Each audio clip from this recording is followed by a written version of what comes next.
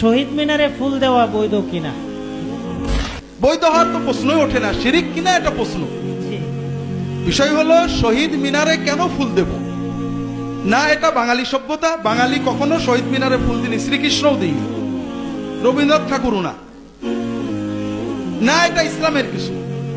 শহীদ মিনার নামে একটা কোনো চিহ্নিত জায়গা থাকবে, সেখানে যে আমরা কিছু দিলে শহীদরা পাবে। যদি আমি আস্তিক হই তাহলে শহীদদেরকে কিছু দিতে হবে ধর্মের মাধ্যমে, আর নাস্তিক হই তাহলে শহীদরা মরে ভূত হয়ে গেছে, মরার পর তার কিছু নেই। আমাদের উচিত ছিল ওদের মরা দেহগুলো কেটে কুটে গোশত খেয়ে নেওয়া, এই মাটির তলে দিয়ে পচায় নষ্ট করা, এটা মানবতার ক্ষতি হয়েছে। বিষয় হলো যদি আমরা শহীদদের কল্যাণ চাই ধর্মের মাধ্যমে করতে হবে, আর যদি শহীদদের প্রতি আমাদের ভালোবাসা চাই এটার জন্য আরো অনেক পথ আছে। এই শহীদ মিনার বানানো, মিনারে ফুল দেওয়া, এগুলো সব অন্যান্য ধর্মের ধর্মীয় সংস্কৃতি, এই জন্য এটা বৈধ নয়। যারা করেন তারা শিরকি কর্মের অনুকরণ করার কারণে গুনাহগার হবেন। তবে যেহেতু তারা ওখানে কোনো দেবত্বের ভক্তি করছেন না, আশা করি মুশরিক হবেন না, তবে এটা গুনাহের কাজ না।